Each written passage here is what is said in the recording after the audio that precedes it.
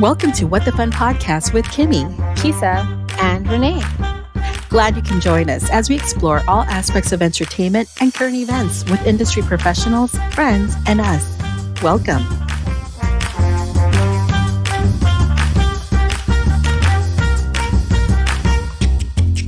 Hey guys, here we are, episode 23 and going strong. Oh my gosh, the world is opening up. That's the latest. Beginning when? June 15th, I believe. Yeah, here in California, June 15th. California, June 15th. I mean, the world is pretty much California has opened up. A lot of indoor dining, theaters coming back up. I've received some notification to some of the theaters that I, like to check out shows at. And it's great. I mean, a lot of them are opening up, though, in the fall. But it's really cool to see things happening again. And I'm kind of excited to go out and about and enjoy things that I used to enjoy before the pandemic. What are you ladies looking forward to? I'm excited for those theaters to open up. I've been on a really big Broadway documentary kick because I've been really wanting to go to New York, and so I'm really excited for some theaters to open back up. And one of the shows that I had done a workshop on was supposed to be produced and play at the Douglas this past January 2021. But obviously that whole situation has got put on hold. So I would love to see that show get produced. That show is amazing. And I hope that the Douglas can still put it out in its feet and in public. It's a really great show. So I'm excited to get some theater back open. Maybe get some season tickets. Yes. I've already planned a trip to go visit my parents next month. So, fully vaccinated and ready to go. I've got one more shot to go. But speaking of Broadway productions, did you guys see the trailer for Dear Evan Hansen, the movie musical? No. I've seen the one for what is it? In the Heights. I've seen that one Can't wait. And the West Side Story. Yes. Can't stand that show. I'm glad you understood. As soon as you started snapping, I knew what you were talking about. Have you done theater if you don't even know what the snapping means? I know, right? Do you not know what that show is, but you've worked in theater? It's exciting stuff. It's really cool, seeing people go to baseball games. It's like the prime time, I feel to reopen because so many things happen and getting geared up for summertime and, whatever the new Broadway season starting out in the fall. So it's just a great time. Exciting. True. But yeah, it is exciting to see that things are opening. I mean, I love the fact that you can rent a movie theater for yes. people, and it's not that expensive. Isn't it like $100 or something? $100? That's cheaper than taking your family. Yeah. Yes. That's definitely cheaper than paying for 20 people, their movie tickets. Movie tickets are $15 to $20. Yeah. So it's $100 for 20 people, and you have the room to yourselves. Wow. That's nice. That is really nice. Dang. So I think that's kind of cool. I mean, there's such good stuff opening up. I think it'll be good. I'm excited. And definitely excited to see people. You have been home this entire time. This whole time. And this weekend, you actually get to see other folks. Yeah, but you know what, though? I gotta say, it just all feels so exhausting. It can be overwhelming. Absolutely. I guess. It's really cool to see life, though, because remember at the start of the pandemic, obviously people stayed home, so there were hardly people out and about, but when you go outside, they're everywhere. Yeah. People I feel everywhere. it's reconditioning your body to be social. Exactly. You know what I mean? I think that's why it feels like work. Yes. That's why you're exhausted, is because of seeing all those people. Right. And like, I mean, I'm an introvert, and then it's like that before, like, especially working at Disney when I was there, that it's like, you know, we're around people all the time. Like, even if we're not like out in talking to guests, like, you know, we're talking to each other, talking to our cast, like there's people always talking to you. And it's like, now I'm just like, oh, this feels like work, because like I literally just talked to Sean and like my dog, and like, that's it. So it's like I don't know what to do. It is exhausting. I mean, I started a month ago, and my body was in shock. Like, I think it was my body that was in shock more so than anything else. The physical activity of having to walk was a lot. And like day 2, I don't know how I made it to my car. I thought I was going to pass out. And then my body went into shock the following day. Like I felt every muscle, every nerve, every bone. I felt everything in my body for like the first time in 15 months, if not ever. Like, I never felt so. And then I didn't understand why I'm so exhausted. And even now, like, before I could stay up till like 2 a.m, no problem. Like, I'd have to force myself to sleep. And now it's like I stay up, but I'm like like an old lady, just like nodding off. I'm like, why? What's going on? I'm so tired. Yeah. Oh man. Oh my goodness. I hear ya. But, you know, going back to what we were saying about theater, you know, I mean, everyone that was furloughed and just not doing anything are now back, you know. What show was actors, it? Fly Away? Production Is that the team. show? Come From Away. When they had, everybody was, I think they were the first show to go back to rehearsal at their theater, and everybody was lined up on Broadway just applauding them. That's such a great feeling. I can't wait for that. Oh. All the people, all the crews, so many talented individuals returning to their craft, you know, from makeup artists to producers to production managers to light-offs, choreographers, crews, oh my God, everyone, dressers, lighting designers, everyone. Everybody. And stage managers. And stage managers. They get to say go again. Places. And today we're going to talk to a stage manager who has done a lot. Not only stage managed, but taught and many things. I know him from grad school. I went to grad school. He was an undergrad. And we'll talk about how we met. But Kisa, you know him as well.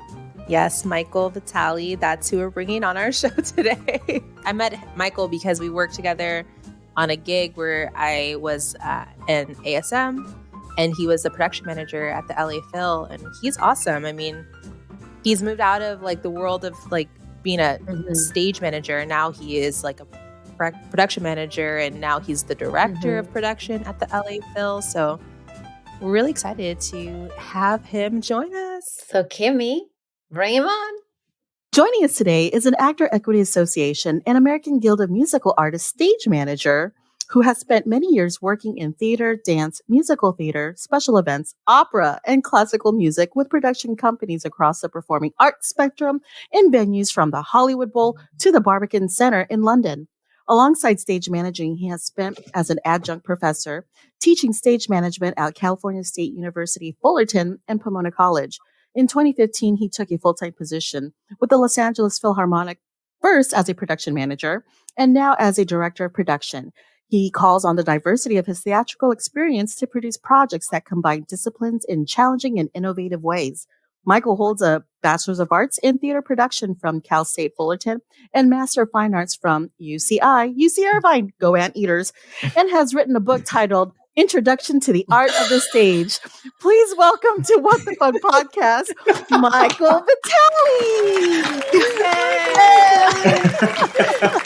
I told you to hold Anteaters.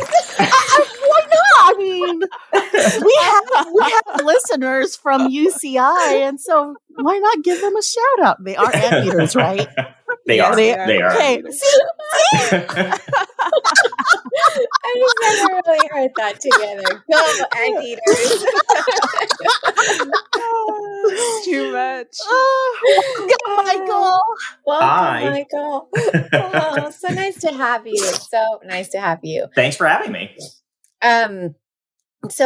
So people know Michael and I go way back. Way back. I would say back to the very beginning of my career. To the very beginning of his career. So I was working on my MFA in stage management and costume design at Fullerton, random.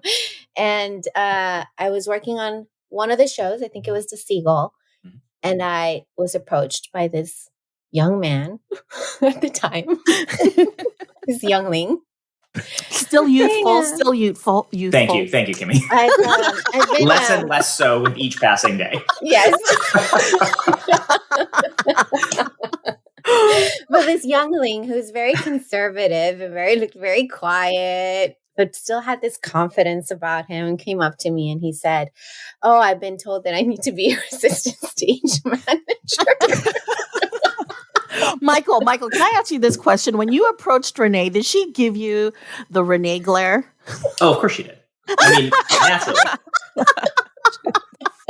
And to be clear, I asked to be a stage. So when that happened, I had not actually taken the stage management class, which was a prerequisite for doing for ASMing. And I had gone to Deb Lockwood, who was our mentor at the time, and said, can I do a thing? And she said, yeah, go work with Renee on The Seagull. I'm like, okay. Yeah. So he came to me. He said, "I've been told I need to be." Like, okay, like, sure thing. I don't know. Let's go for it. And then you were like in education, right? You wanted to teach theater. Yeah. Well, I had gone in as a performance major, but I wanted to do kind of everything. And so like halfway through my first semester, I changed to theater education because that course of study gave me the opportunity to take classes in performance, in technical theater, in directing, in theater education, everything. And so it was like I actually changed to theater ed simply because the course of study gave me the most flexibility and and gave me the opportunity to kind of have my hands in everything and in certain classes that I would not have been permitted to take otherwise. And so that's how I ended up with theater. I mean, I wanted to teach at some point, but that wasn't like my end goal. But yeah. And there you were. Being my ASM. Renee was the first stage manager I ever worked with. Yeah. And how was that? It was great. It was amazing. It was great. I adopted everything. Yes. I mean, I adopted so much about Renee's style. I took on board and still to this day hold on to. So and now look at you. I mean, that's quite the accomplishment to be where you're at today. So, we are very impressed. I'm impressed. I mean, thank you. It's gone to the point where this journey has prompted you to write a book. So tell us about, your book on stage management. Like, what prompted you to write that? So when I was in grad school, my thesis project, I was trying to figure out like, how do you do it? So my MFA is in stage management specifically. And we have to do a thesis project at the end of the 3-year course. And I didn't know what a thesis in stage management looked like. Some people did papers and that seemed impractical to me. I tend to, my viewpoint on stage management in general is that you learn by doing. You have to have your hands in it. You have to be boots on the ground and go. And so I decided, because the reason I got an MFA was because I wanted to be able to teach at the university level at some point in my career. It happened quicker than I expected it to, but like I wanted to have that in my back pocket. And I decided that the best way for me to do this thesis was to write a class, because by the time I got to that point, I had done opera, I had worked with classical music, I had worked in dance, I had worked with film and TV people. And I realized that like my undergraduate training in stage management was very, very laser focused on theater. And it had some dance components in it, but everything else was foreign to me. And even, doing an opera and undergrad didn't really translate into what it is to work for LA Opera or work for the LA Phil doing an opera or whatever. And so I decided that I would write the class that I didn't get to take when I was an undergrad and offer something to the undergraduate students at UCI that would fill the gaps. And the head of the program was very supportive. And so I wrote this class that was called Careers in Stage Management. And I brought in a lot of people, a lot of colleagues that I've worked with out and about to talk to the students. And we talked about all these different disciplines, from theater specifically to opera to dance to theme parks to cruises to, everything under the sun. And a former professor of mine from Cal State Fullerton that Renee will know, Jim Voles, who has a couple of books, had said to me at the time, like, this would make a great book at some point. And I was like, great, yeah. Down the line, at some point, maybe I'll turn this thing into a book. When you're 60. Right. Well, yeah. I mean, all of this, let's be very clear. The teaching thing, the book, all of these things were like in my brain when I'm ready to be done working on stage and like I'm in my 50s and I want to slow down and whatever else, like that's when I'm going to do all this stuff. And then like a year later, Jim came to me and said, hey, I've been approached by Methuen Publishing, which is a Bloomsbury subsidiary, to write another book. And I don't really want to write another book, but I'm really interested in kind of curating and editing a series of intro texts. And I want the first one to be stage management, and I'd like you to write it. And I was like, oh, okay. I don't like, that kind of blindsided me. I was like, I just finished my graduate program. I've done a bunch of stuff, but like, who am I to write a book on stage management? Like, I'm still very early in my career. I understand that I have a good concept for a book on stage management, but I was very leery about the whole thing. But I also, and I'm sure we'll talk about this more, but like I'm a great believer in just saying yes to things. That's kind of how my career has functioned, is I just said yes to whatever crazy opportunity has come along.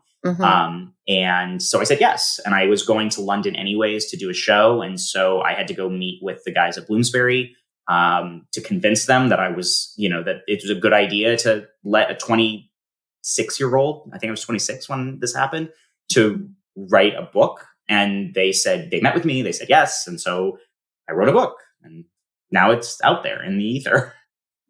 Yeah.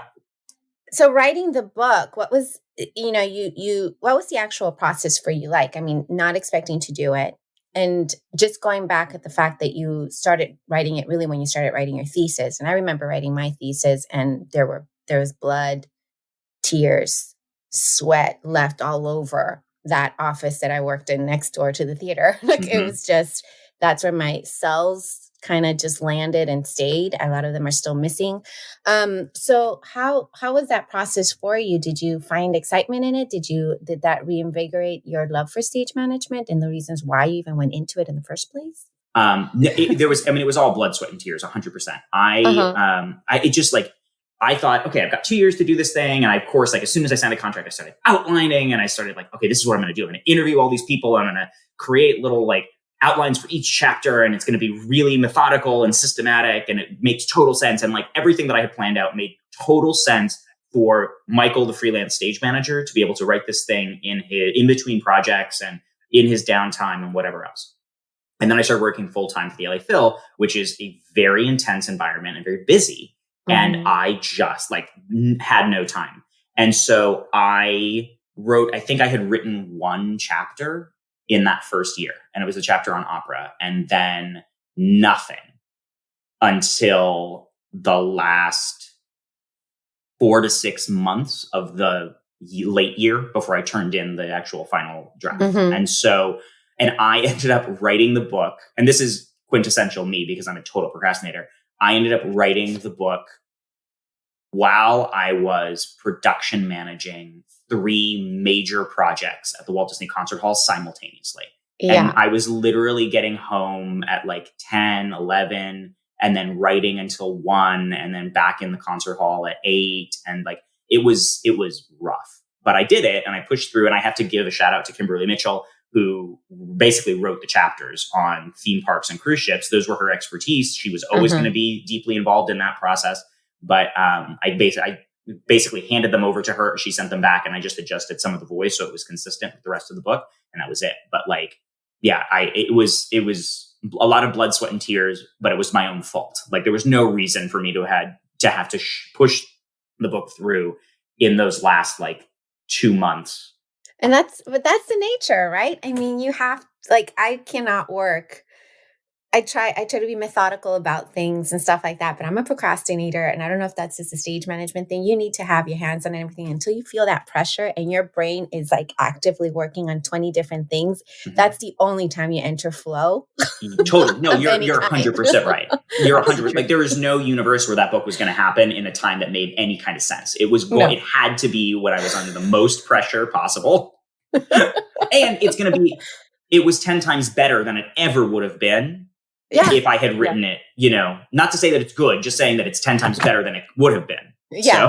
Because you were as a result of that. Yeah, exactly. You were in it. Like you said, like you have to be in it to learn it. Stage management, that's what it is. The leadership part of it, that kind of almost comes innate. Like you have to have that in you. But it's the skill set, the workings of it that you have to make that happen and test it out and see it. Okay, I'm done. No, you're right. Okay, I want to take it back. What I want to know is, what was it that felt right about stage management? I mean, what did you like about it? And how did you know that stage management was for you? When I say that I've taken on board and adopted a lot of what I learned from Renee and have held on to it, I mean it, because Renee was actively teaching me what stage management was while we were doing it. And I was learning it in the trenches, which is, I think, the best way to learn it. Mm-hmm. So, after I got into stage management that's when I realized, like, okay, this is obviously what I'm good at doing. I'm good at zooming out and looking at a big picture and seeing where the holes are and kind of figuring out how the dominoes are going to fall and gaming out scenarios and then implementing them and trying to talk people out of doing things that I know are going to cause a problem and suggesting something else that like will get the same result but won't end up causing a whole bunch of havoc. And it's all that kind of stuff. And so, I mean, everybody gets into it for different reasons. Mine was just that I wanted to be a part of everything, and stage management gives you the ability to be a part of everything. You're the central hub and you get to talk to all of the parties. You get to get all of that information and you get to kind of organize the whole thing in a way that makes sense and kind of figure out the logistics of how to make it happen. And you get a bit of the creative, you get a bit of the technical, you get a bit of the logistics stuff. You get to deal with all of the parties. So like, that's kind of how I got into it and why I kind of settled into this place of like, this is fun for me and this satisfies the stuff that I really want to do. And I was always the kid. When I was little, I was the kid that like was building Batmobiles out of refrigerator boxes and like, I needed all of the props. I wanted to create all, like when I was playing, I was putting on a show even then. And stage management just turned into like the ability to do what I had been doing when I was 5, 6, 7 years old, but as a grown up, and that's fun. So I think that's why a lot of people, like a lot of stage managers like stage managing, is they like to have their hands in every facet, but not so much as like, oh, I'm a designer, I'm an actor, but it's like just a little touch, you can like leave your marks there. But I mean, that's the best part about stage management. Yeah, well, I mean, we've got two other stage managers in the group. Like you guys had to have come to it from a different way, I'm sure, than I do, even though a lot of this probably resonates. Like what? No, that was it. Yeah. That was it, Renee. I have nothing to add. I was like, yeah, I was that kid. I love telling people what to do. No, I'm just kidding. It's that whole thing of everything you described. I'm 100% behind it. 110. Yeah. So part of the work as a stage manager is that you gig a lot, right? You have to work for your next thing. And when you said saying yes was the number one rule, that was how you were able to go from saying yes to, I'm going to become I'll do the ASM thing and then I'll move on to the next thing. And then you just kept saying yes and you just kept growing. Like you catapulted. Like it was like, whoa, Michael.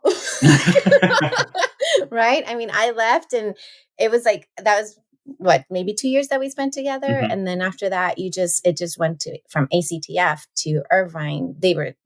Basically they scouted you and you just kept going and going and writing a book. And then now here you are at the Phil. So like, what was that like? Like how do you move through your career that quickly? And what was that secret sauce that made it happen? I mean, I always say that I got really, really lucky. I mean, I wish I could say that, like, I wish I could attribute it to something specific. At the end of the day, it does boil down to this whole saying yes thing. I think, I honestly think I've maybe turned down 2 or 3 things in my career. And usually that was as a result of, like, I had something else booked or whatever. Like, I just said yes to everything. And by doing that, I had the opportunity to meet a lot of different people. I attribute my career to, like, where I am now, to Meredith Greenberg, who I met because I said yes to running ACTF when we did it at Cal State Fullerton. Meredith was doing, she was running Next Steps. I was coordinating all of the labor staffing for the students for the festival. And so she needed support. She came to me, we met, we got to know each other a little bit. I saw her the next year at USITT. She's the stage manager, the production stage manager for the Bowl musicals. We chit-chatted at USITT. I said, hey, can I shadow you this summer? She said, absolutely. I went and shadowed her at the Bowl. 3 months later, she was asking me to ASM for her on the Bowl musical the following summer. I said yes to that. UCI came and, as you said, scouted me. They recruited me into the program because I was running a job fair for ACTF at Cal State Fullerton. And the head of the program was there, and he talked to me and wanted me to come in for an interview. And I said, okay. It spiraled. I wish I could say, like, catapulting is a good word for it, but, like, I didn't expect it to go the way that it did. I just was given a lot of opportunities, and some of them, I'm only really talking about the big ones, right? But, like, there were things like a Bollywood dance school project at SCR. Like, the only time I've ever worked at SCR was this rental that this Bollywood dance school was renting one of the spaces during the summer. And I said yes to that. Wasn't a great experience. But, like, you take the good with the bad, and you learn something each time you do it. For me, I always say that the best training I ever got as a stage manager was my very first job, which was working in a daycare. And working at the daycare taught me so much about how to just deal with people. And that's my and at the end of the day, that's what stage management boils down to. There's all the technical stuff, there's all the logistics stuff, but at the end of the day, you're really just engaging with people and trying to figure out what they're trying to do and get them to communicate that clearly, and then you taking that and communicating it to someone else to make it happen. I think you hit on some good points here. I mean, saying yes is really important. You're not the first person to come on our show and say that they have had the career that they've had because they've just accepted any offer and opportunity that's come across their way. But I think the second part to that, which you didn't say, but what I know about you from working with you, is that you're very curious, and when you say yes, you're not just going in to just do a job. You're just going in to learn something. You're going in to, like, try to make an impact, to be helpful, not just to collect a paycheck and go home. Yeah. That's certainly not how the Phil runs, because it's very intense there. So it's, and which is, like, it's a really cool opportunity. You have to be, like, a very specific type of person to, like, really thrive in that kind of environment. And I think that's why a lot of people that we've had on our show have had such a successful career, and why you have had such a successful career as well, is saying yes to those opportunities, but also going the extra mile to really learn something and be helpful in that situation. Like, you don't have to have all the answers, but you just want to be collaborative. Totally. I mean, you say yes to everything, but you also have to go in and do the job, right? It's not just accepting the job. You actually have to be willing to go in and do the job and do it to the best, your best ability. And that's certainly the other part of it that you're talking about, right? It's like, there has to be a reason why you're doing this. And I think that that's true for everybody that works in the performing arts, not just stage managers, and certainly not just me, that, like, you have to be passionate about it. It's not the kind of job that you can just go in for a paycheck. It's not a desk job. It requires way too much energy, way too much brain power, way too much heart to be able to do this successfully. And so you really can't just go in for, like, oh, I'm going to get, X number of dollars on this gig, and so I'm just going to do it, so. Yeah. Absolutely. Can you describe that environment of working in the field? We've said it, a couple of times already, like it's a really intense environment. And it is because it's not just my show that's in production. It's like 5 other shows that's in production, and then an event, and then this, and then that. And everybody is working like crazy. So tell us about that. Can you describe just that experience? Yeah, definitely. So the LA Phil is obviously an orchestra, but it is the Los Angeles Philharmonic Association. The actual organization is much bigger than that. And it's really a multidisciplinary producing and presenting organization. Like that's how I always frame it. We are the resident company of the Walt Disney Concert Hall. We are the operators of the Hollywood Bowl and now the Ford Theater. And we are opening in the summer, early fall, the Beckman Yola Center in Inglewood. So by the end of this summer, we will have 4 fully operational venues that we are functioning in. So, COVID aside, like in a normal year with the addition of the Ford, we're looking at about 300, 350 shows per year with no off season. And that's basically a show every day. But in practice, it's more like 2 or 3 shows happening simultaneously. So it's a lot. It's very, very busy. You have to be ready to multitask. And we deal with a wide range of artists, from the musicians, the core orchestra that is our, resident musicians that are there all the time, to visiting artists that are, coming in to do shows like HISA, the shows that you've worked on with us, to bands and, rock bands and pop acts and things like that that are coming into the Bowl or the Ford, to our youth orchestra who have their own events that we're also involved in, so it's a lot. There's a lot going on all at the same time. And we also are running at a very high level. Like these venues are very visible. And there's a level of quality associated with the work that we're doing that you can't shortcut. And you have to make sure that what's being put out in front of the audience is at its highest level. Yeah. I mean, I thought I knew intense theater from working in the theme parks. And then I went up to the Phil and I was like, this is a new level. Well, it's also because it's the quality stuff, it's the amount of stuff, and then it's also schedule, because we do everything on a very, very short timeline. So we're, most of these shows, like when you see, like the Bowl musical is a good example, like something of that scale happens in 2 weeks. Like the first rehearsal with that cast is 2 weeks before opening night. And that's a lot to throw together. And we've had a number of artists come in and be like, it's impossible. It cannot be done. Jerry Mitchell did that when he directed Hairspray. Susan Stroman did that when she directed Producers. Chicago, when we did Chicago, it was a whole thing because they were like, we have never taught the Fosse choreography in this short of a timeline. And it has to be perfect. Right. That show in particular is one of those that it's so the minutia, the level of detail in those movements is so specific that everybody's nervous about can we pull it off? We do. We've done it, year after year after year. And there are systems in place. We know what we're doing. And, those timelines definitely freak people out on the first time they see a schedule. And there's a lot of reassuring them that it's trust us.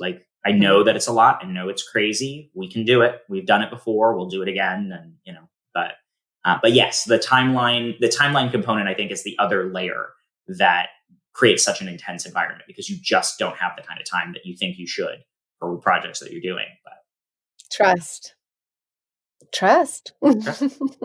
So the pandemic hit the performing arts world very heavily. How did COVID hit you? We shut down the same time everybody else did. It was all that same week, the week of March 12th or whatever. And so we had school shows that were happening that week. So we were starting to see the kind of dominoes fall as schools were starting to pull out of coming to the performances, because LAUSD was weighing whether they can do this and whatever. And so There was some initial pivoting. We all thought when we walked away that it's like, all right, we'll be gone for a couple of weeks and then we'll be back. No big deal. And then obviously it just dragged on and on and on.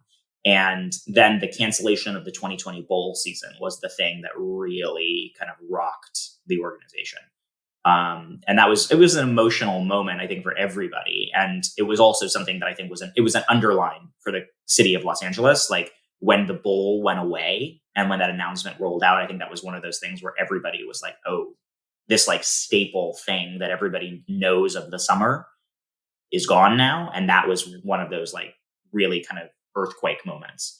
But then we had to pivot. I mean, we had to make it work, right? Like there's nothing we can do about this particular situation. So all we can do now is try and do our work in a new way. Yeah. But what about you, Michael? So I like we've already mentioned, like working at the Phil is super intense, but now you just stopped having to go up to LA. You were able to, stay at home.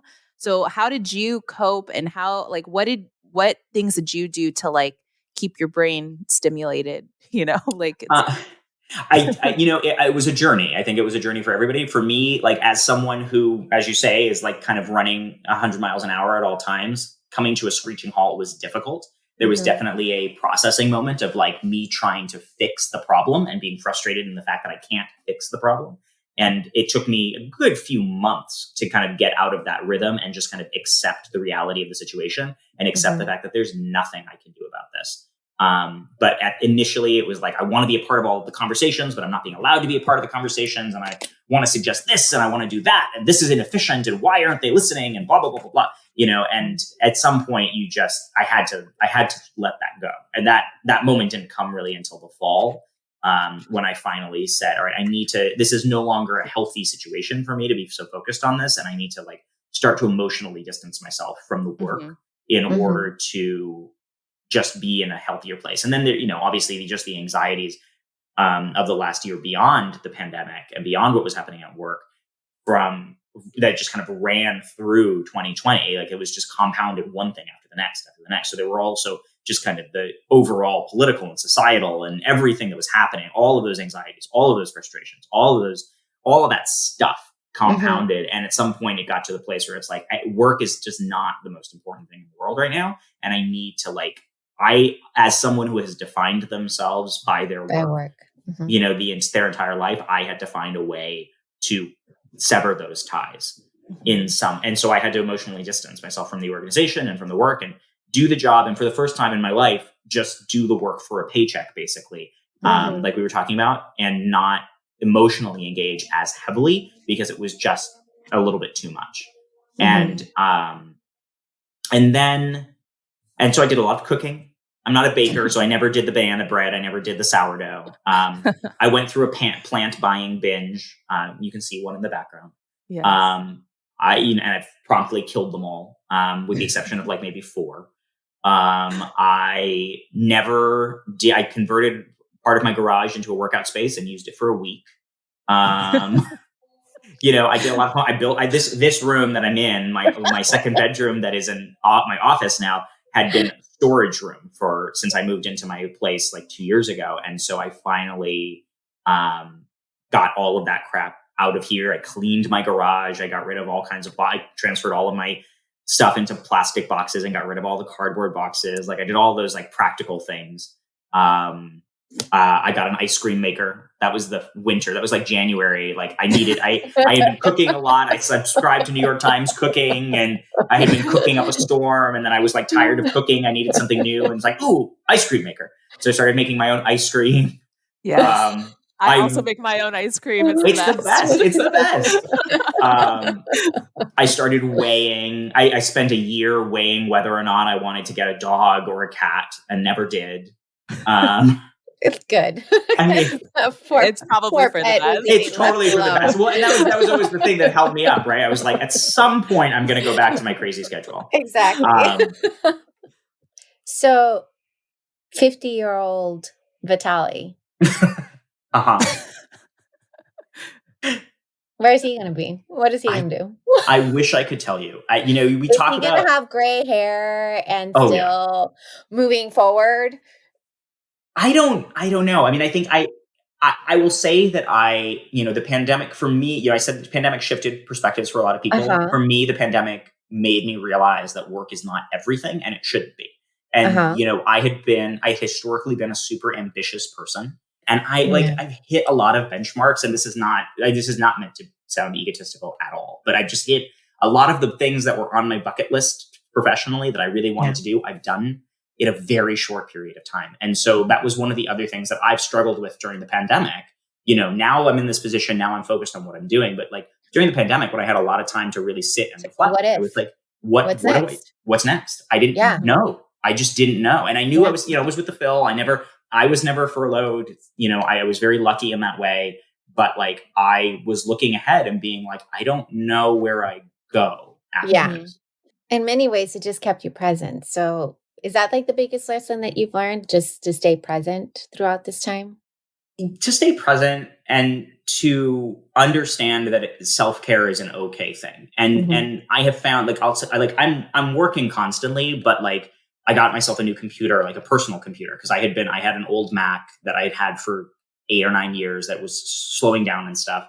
And I had been really reliant on my work laptop. And so I decided to buy myself a new computer. So I got myself a new MacBook Air, and just the shift from coming from this setup to sitting on my couch with the nanny on in the background with my MacBook Air, even though I'm working, I have my Outlook app open on there and I'm writing work emails, but psychologically, if I'm working on my personal computer on my couch with the TV on in the background until 11 o'clock at night, it doesn't feel like I'm working. It just feels like I'm engaged in something. Like I would either be doing this or scrolling through Instagram on my phone. So I may as well be doing this, and doing this alleviates the anxieties and issues I'm going to have to deal with tomorrow anyways. So it's easier for me to do this, but I do it in a way that feels separate. So even though I'm not turning off the work thing, it feels like I am. So I'm kind of tricking myself into believing that I'm having some off hours. But and wine helps, but everybody loves wine. So Michael, as we wrap up, what final words of wisdom do you have to share with our listeners? Oh man. You shared a lot. Michael. Yeah, you have. A lot of good stuff. I mean, I think it all goes back to the saying yes thing. I mean, that's really the baseline. That's the core. It's like, Kisa, you framed it as curiosity. And I think that that's a great way to frame it. Like it's, if you know that you enjoy something, like continue to ask the questions and dig a little deeper and figure out like, why are you enjoying it? And find, like I can say for me personally, like the reason that I do what I do is for the audience. Like that's the part of it that like, why I enjoy the performing arts and why I continue coming back. And so the last year was hard because we didn't have an audience. And so the thing that was giving me that joy was gone. And it was all just the frustrations of the logistics and things like that I had to work with. But like knowing that we're going to have an audience tonight changes all of that. And I do the work that I do because it's giving something to someone else. And I like to see the way in which they receive that work. And that was my own process to figure out why it is I do that. So I think asking questions and exploring and saying yes to projects so that you can continue to ask questions and exploring and never letting that cycle end is really kind of important in the work that we do. And I think just in life generally. Thank you, Michael. Thank you for joining us. Yay, thanks for having me. It was very fun. Woohoo, Michael. So fun to have you. Oh, by the way, 50+ year Michael is going to be like on some tropical island sipping pina colada. I mean, come on now. You're going to leave your legacy behind with your protege. That's what yes. Writing adapting your second book and maybe writing a third at the same time. No, not even a third. It's going to be his 10th book. 10th, 15th book. Much as I would love to expand the book and fix some of the problems, I'm not anxious to write any more books. I gotta say, you're like, no, something else. Running the world. Who knows? Thank you, Michael. Thank you. Thank you, Michael. Thank you so much. Thanks for having me. If you'd like to get in contact with Michael on social media, you can contact him on Instagram at MVMVitale. That's MVM Vitale. You can also find his social media handle on our Instagram page. Yes, and please be sure to subscribe to all of our podcast platforms so you can stay up to date on all of our latest shenanigans. And hey, while you're at it, go ahead and write us a quick little review letting us know what you think about the podcast. We love hearing from you. We post new episodes of WtFun podcast every other Friday. Thanks for listening. Bye, everyone.